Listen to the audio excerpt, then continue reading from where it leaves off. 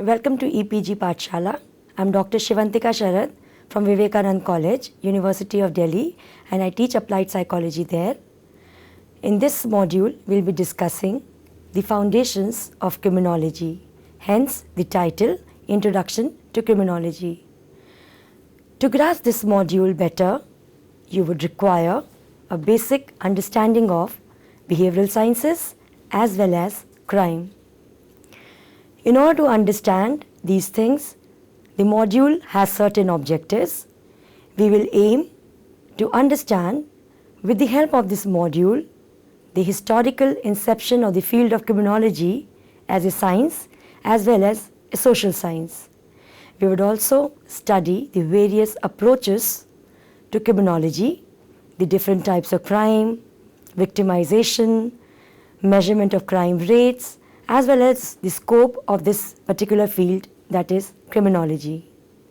So now we will talk about how criminology is an applied and dynamic social science. It is a scientific study of 1. Nature of crime, that is the crimes in different societies, and studying and analyzing their causes and consequences. It traces criminal's reasons and predispositions that lead him or her to commit the crime. The second is prevention of crime, and criminology suggests preventive and remedial measures. The field also looks into the prevailing social unrest and seeks to bridge barriers and keep people within the bounds of law and order. Criminology comes from the term criminologia, a combination of Latin crimen, meaning accusation, and Greek logia, meaning to study. Criminology is a part of larger system of maintaining order called the criminal justice system. As you can see in the flow chart, criminal justice system is an applicability-based response endeavor to crimes. The flow chart, please refer to that. You will find that criminal justice system comprises of penology, that studies the treatment, prevention and control of crime. That is the study of penal action that is consequent once a crime has been committed. The legislative branch that makes policies and laws which has to be implemented. Criminal law that deals with policy implementation. Criminology comprises of criminal biology, criminal sociology and criminal psychology. As you can see, the field is by necessity interdisciplinary and bears impact of psychology, biology, anthropology, law and especially sociology. This is true for all applied sciences. As the field continues to progress with a much greater scope than ever, its foundations give insight into the reasons behind its conception. Let us now delve into criminology as a social science. So now we'll try to see that how criminology is a social science. The field of criminology deals primarily in two areas: understanding deviant individuals and the reasons behind their specific deviant behavior, as well as understanding the legal boundaries that are pivotal to the maintenance of social order. This essentially makes criminologists at very grassroots sociologists. Criminologists centrally seek the answers to a wide range of research questions that focus on causality, that is answering why when a crime is committed. Now this question is answered with utmost care as the lives of civilians depend on it. Criminologists go about seeking this answer in a way which is logical and systematic and empirical too. Focus is kept on the timeline of events. For instance, was the criminal a part of, say, a hate group before the crime was committed or after? From its early days of conception, criminology sought to join different dots. It takes into consideration the various factors like physical, social, economic, psychological, while trying to predict whether or not an individual can be a criminal, because we know a criminal or the making of a criminal is influenced by a number of factors. The verdict of a criminologist more often than not means life or death for those being prosecuted. There is no space for errors or any kind of manipulation and falsehood in this area. Hence, criminology maintains accuracy in results. uses scientific and statistical means to establish causality and make predictions, follows a holistic and multifaceted approach towards crime and criminals, and follows stringent ethical principles in its practice. I hope you all are clear with the scientific nature of the field of criminology. I shall now be explaining to you the historical development of the major perspectives of criminology. So we will be talking about a number of theories that have shaped the discipline of criminology. Earlier, crime was addressed informally within and between families, whose recognition of justice was largely equated with realization of revenge. The family justice model, as it is called, established justice in two ways, one through battle and the other through ordeal. That is, the accused had to either win a fight or endure punishments. It was also believed that the divine would intervene to protect the innocent individuals and punish the guilty. That is commonly believed that the divine is going to, save the entire world. The concept of Messiah or a savior in Abrahamic religions and the concept of all misdeeds being settled on the judgment day is an example of the theory of divine intervention. In the 17th and the 18th century, there was an overlap between the faith-based governance and some logically based interventions. During this time, the concept of social contract that was pioneered by philosopher Thomas Hobbes came up. Now, this ideology of social contract talks about give and take relationship. This ideology proposed the sacrifice of some personal freedom by internalizing the law and endorsement of formal social control to get protection for all. Italian Cesare Beccaria and the Englishman Jeremy Bentham pioneered the classical school of criminology. The classical school of criminology had two central notions. One, crime was no longer believed to be a function of religion, superstition, or myth. Second, crime was seen as a result of free will, which means that criminal behavior is governed by my own volition. This helped make the justice system fairer by making it more consistent and more accountable. Since the crime was believed to be a result of one's own free will and rational choice, inducing fear with the help of stricter punishments was believed to be a way to curb this growing epidemic. The rational choice theory continues to influence the study of criminal behavior.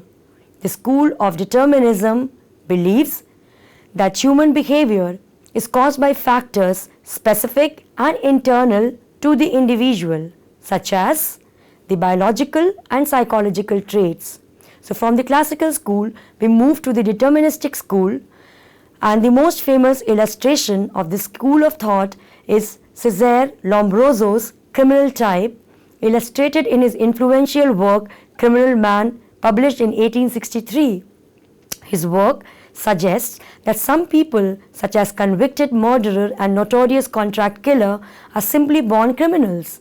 He went out to point a correlation between various body types and their chances of indulging in criminal behavior.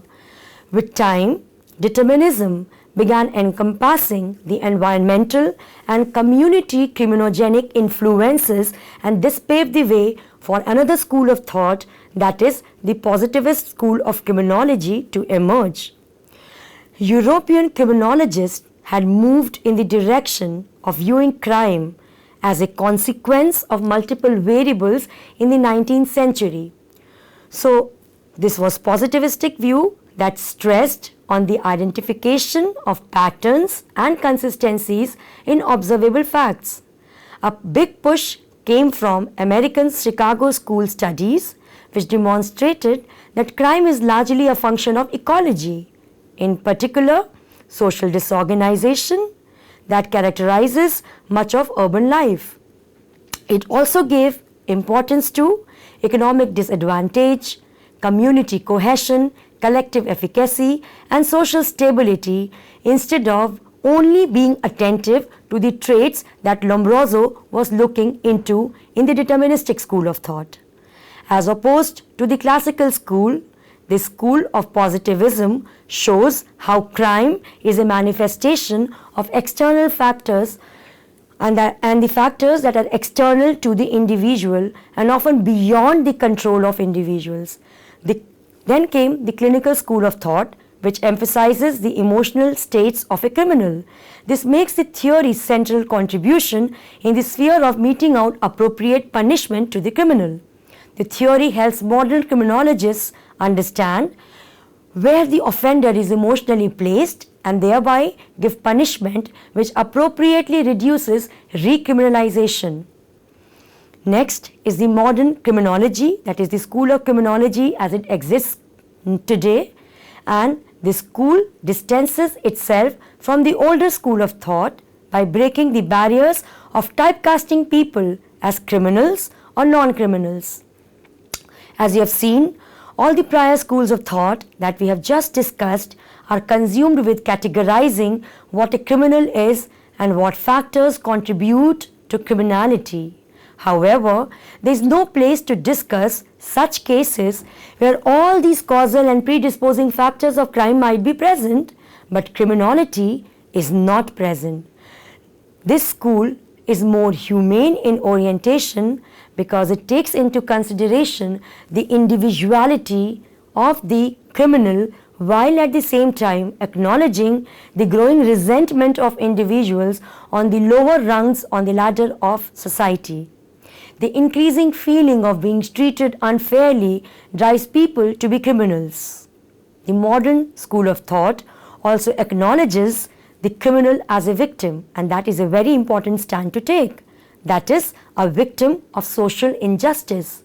Hence, it would not be wrong if we say that the modern school of thought in a way says hate the crime and not the criminal. As Mahatma Gandhi said, hate the sin and not the sinner. It proposes interventions that bridge the economic gap instead of increasing punishments to deter outlaws.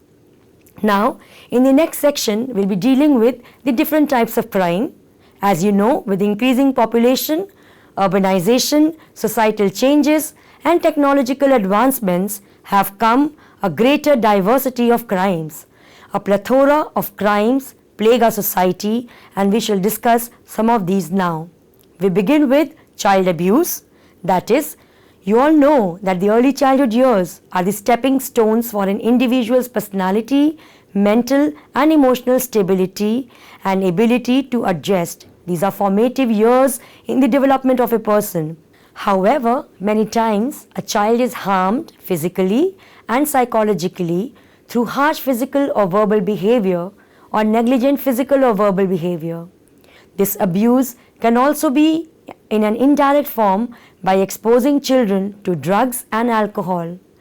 Recently, there was a news of a 10-year-old girl giving birth by cesarean section in July 2017 who was repeatedly raped by her uncle.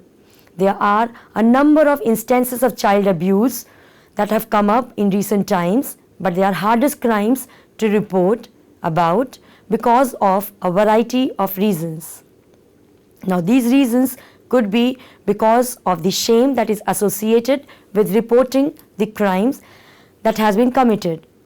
The next is domestic violence, and this occurs when a current or former intimate partner exerts a dominance and control in a relationship through physical, sexual or psychological emotional abuse, resulting in physical or emotional trauma to the victim. We keep hearing about incidences of domestic abuse daily. Other forms of domestic violence include stalking and dating violence. As was seen in Priyadarshini Mattu case, domestic violence is perpetrated by what Grover 2009 says, the cycle of violence. Let's now try to understand what this cycle of violence is. It comprises of 3 stages. The first, the tension building stage, that is characterized by extremely high stress, being excessively jealous, for example, aggressive towards objects, and isolating partner from other support structures. The next one is the explosive stage, which is characterized by an explosion of accumulated rage and perpetration of violence towards the partner. The third stage, which is called the honeymoon stage, is characterized by batterer trying to woo the victim into thinking that the explosions are a just phase and the batterer is not a bad person. He tricks the person into believing how nice he or she is. The underlying cause for such an abusive pattern of behavior is mostly the psychological need to dominate. The next is the environmental and wildlife crime. Crimes against the environment are another category of crime where the boundary keeping is hard. Boundary keeping means that we would not be able to say that whether it is environmental crime or not. It includes all kinds of environmental harms done on a large scale. Environmental harm done at a personal level is not prosecutable. However, environmental crimes which occur on a grand scale throughout the world are often viewed as a form of white-collar crime that is committed to favor corporate interests. Another subset of environmental crime is crime towards wildlife. Wildlife crimes mostly comprise of poaching, which is generally defined as taking a wild resource out of season or through an illegal means. The laws usually cover animals including mammals, reptiles, birds, amphibians, fish and even insects, as well as certain plants. A well-known poacher, Sansar Chand, who is also known as the Butcher of Sariska and the Veerappan of the North, is India's most disreputable poacher, accused of killing at least 250 tigers, 2,000 leopards, 5,000 otters and another 50,000 lesser wild cats and foxes along with his associates. His gang was largely responsible for wiping out the entire tiger population in Sariska River Reserve in Rajasthan by 2005. The next is the sex offences. The term sex offender describes one who has committed any of a variety of offences including rape, child sexual abuse, possession of child pornography, exhibitionism, that is flashing, and even consensual sex among teenagers. This is, however, doesn't encompass the totality of actions that are considered sexual offences all across the world. And it is because a lot of cultural variation are there with respect to sexual crime. Heavy cultural connotation is added to the word sex. For instance, a woman in shorts in a country with conservative views about women's conduct would be viewed as someone who is inciting sexual conduct from men. Another sexual offense is rape, which is a growing crime in India. It is inflicting harm like an epidemic. It has been seen that many men who rape women have negative views of women, endorse rape myths, and condone violence and display a hyper-identification with the masculine role. Other common characteristics include low self-esteem, alcohol or substance abuse, and an inability to manage aggression. It is not uncommon for rapists to have come from broken homes where punishment was frequent and the parents had alcohol or substance abuse problems. A number of studies report that how these kinds of problems relate to the crime of rape. While initially rape was viewed as a crime motivated by sexual needs or deviant sexual interests, it is now viewed as a crime motivated by the need for power and control and an exaggeration of systemic patriarch rather than a departure from them. Nirbhaya's rapist testimony is something which has been widely discussed. A few more contemporary uprisings can be said to match the passion of the Nirbhaya rape protests. Following the event, Leslie Woodwin made a documentary which is banned in India now called India's Daughter, in which she interviewed one of the convicted rapists. This documentary was banned in India by the government. The convict blamed the 22-year-old victim for what conspired that night. He went on to say, "A girl is far more responsible for rape than a boy." The documentary also featured the rapist's defense lawyers, one of who said that he would burn his own daughter in the garden of his home if he found out that she had premarital sex. I think the question that we all need to ask is it the culture that reinforces rape by embracing it? Can traditional values and personal beliefs get to sidestep human rights? I think these are the questions that we all need to ponder. The next is the campus crimes, and as the name suggests, it comprises of crimes that infest the college and school campuses and its teachers, students and staff. College campuses face both traditional crimes like burglary and molestation, and also modern crimes like post-internet cybercrimes. Cybercrime is the next crime that we are going to talk about. It involves criminal activities over the internet. It has been increasing at an alarming rate. In cybercrime, the perpetrator does not have to come in the physical contact of the victim, unlike the crime that was conducted earlier. Higgins and Wolff divide cybercrime into three broad categories. First, the internet allows for the creation and maintenance of cybercrime markets, which deal in sales of inauthentic and fake products, digital piracy, and cyber pornography. Second, the internet provides a venue for fraudulent behavior, that is cyber fraud, which involves stealing the identity of individuals in the form of their name, social security number, credit debit card details, and using these details to commit other kinds of crimes. The third type of cybercrime is the internet has become a place for the development of cyber criminal communities. These communities can include hackers who seek to understand computer operating systems, crackers. These are individuals that seek to destroy or do harm within a computer system. Freakers, individuals that seek to steal telephone services, or other deviants like pedophiles who use internet for identifying their potential victims.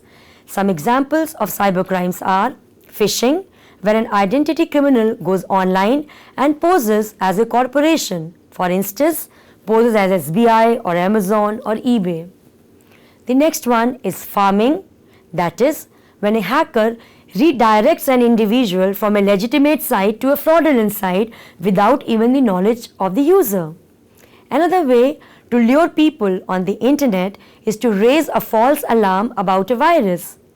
According to an India Express report, in May 2010, Shailesh Kumar P. Jain, John Daniel Sundlin, and James Reno were caught in a $100 million internet fraud for selling an alleged safeware after false threatening individuals that the device was under attack of malware to people across 60 countries. So look how cybercrime has crossed boundaries of countries. Organizational crime is the next crime. It has been defined as the violation of criminal statutes committed in pursuit of the goals of legitimate organizations, organizational subunits or work groups. The transgression is made not primarily for self-interest but in the pursuit of organizational ones.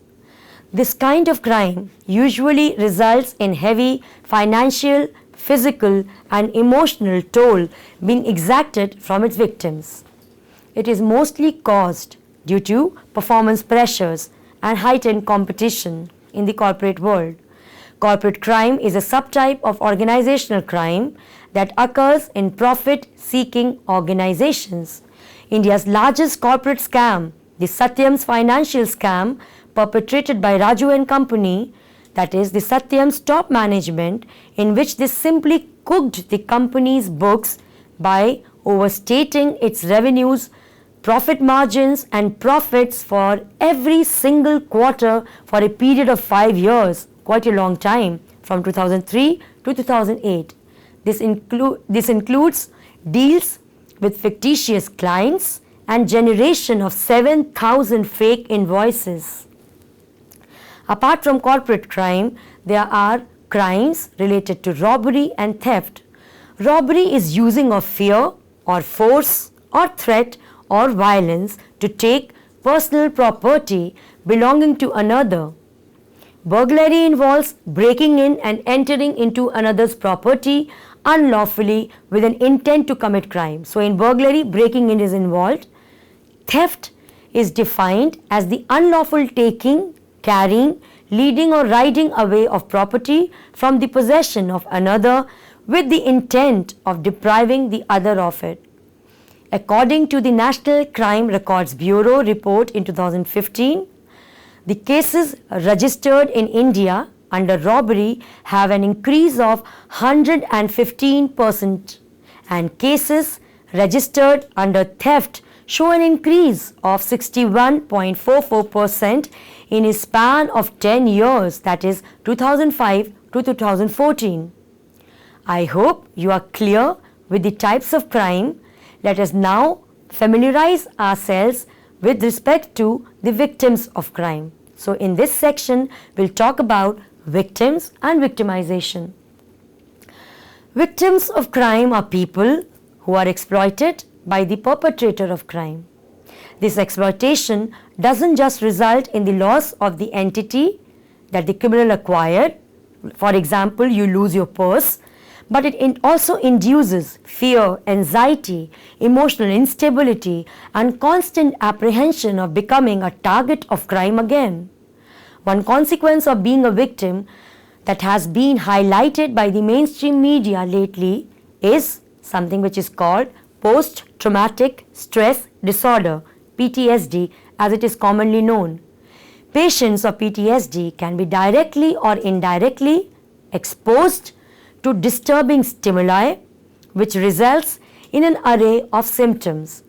These symptoms include flashback of the event, involuntary memories, memories that you cannot control and they keep coming back to you, traumatic nightmare, so you get up in the night with that memory, prolonged stress after revisiting the memories, self-destructive behavior, etc.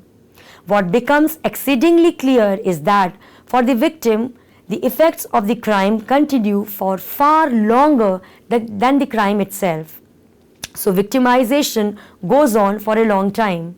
The term victimization is defined as the act of isolating someone and treating them unjustly.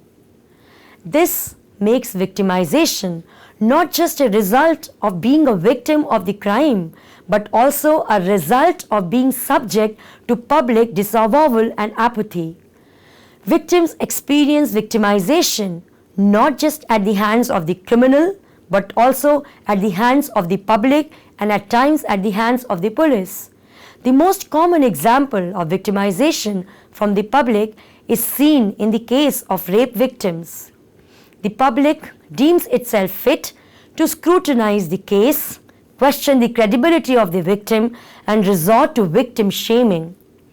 Victims of crime can be 1. Primary victims who are directly attacked, secondary victims who witnessed the brutality of crime, and related victims, that is the victims who are intimately related to the primary victim and hence experience the hurt that is being experienced by the primary victim.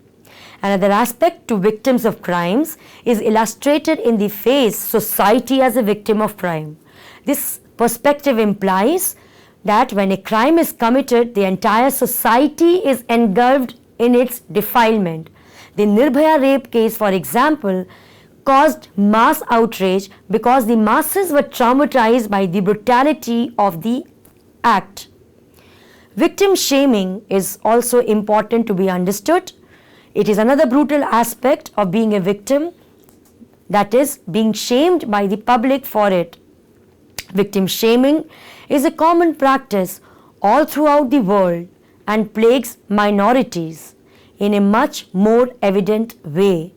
The explanation for victim shaming comes from two major hypotheses. Let us now consider this hypothesis.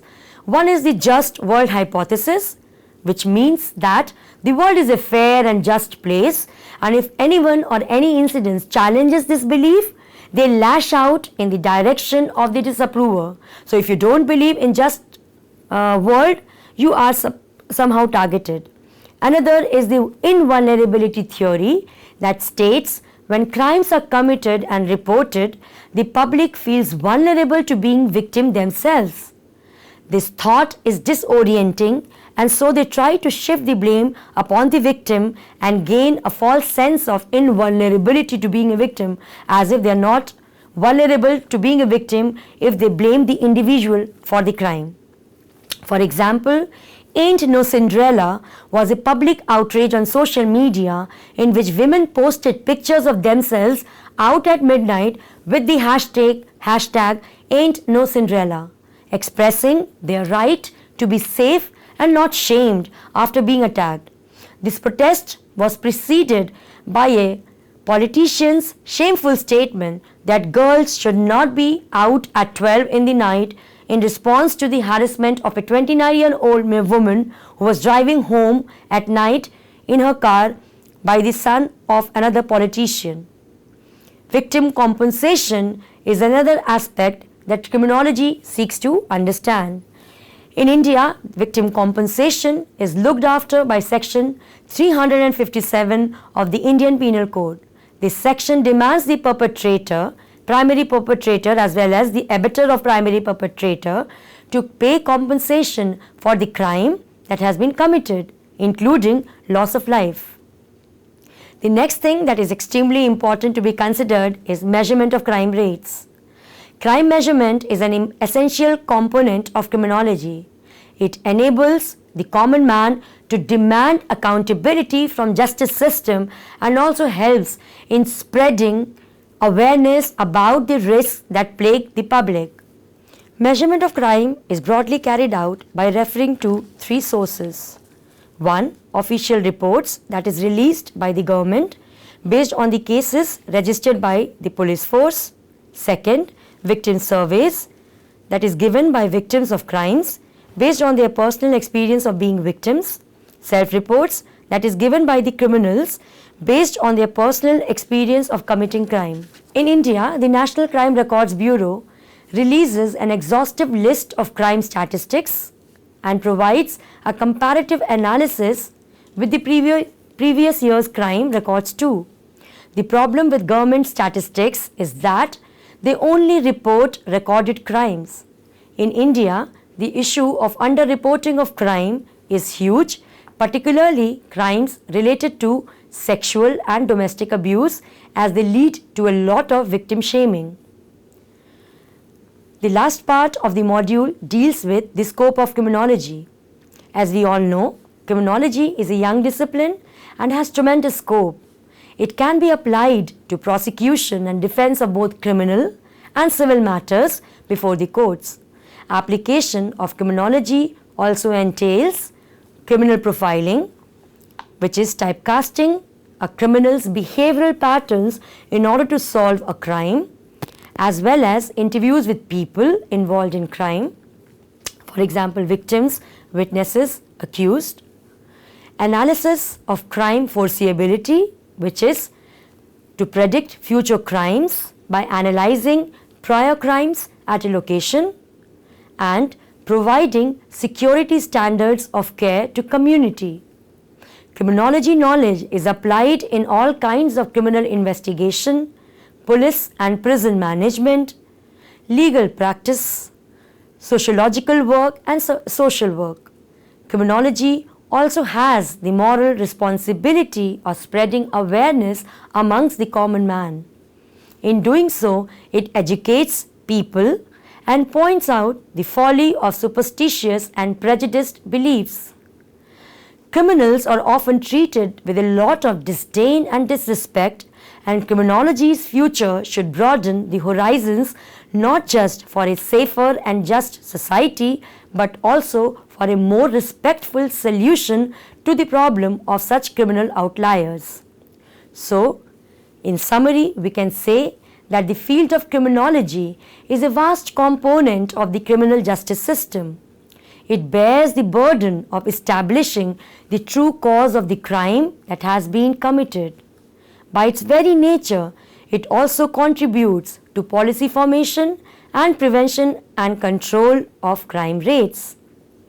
The field is a young field and it developed in the latter half of 1700 with the belief that criminals commit crimes of their own volition. This was further refined and converted into a more holistic perspective that takes all the socio-economic factors of criminals into account. Different types of crimes have been rigorously described and defined by various criminologists to increase an understanding of the public's level of vulnerability towards them and also to establish means to effectively deal with them. The field of criminology is a growing field with the need for more rigorous and practical theories. This finishes our module. Thank you so much.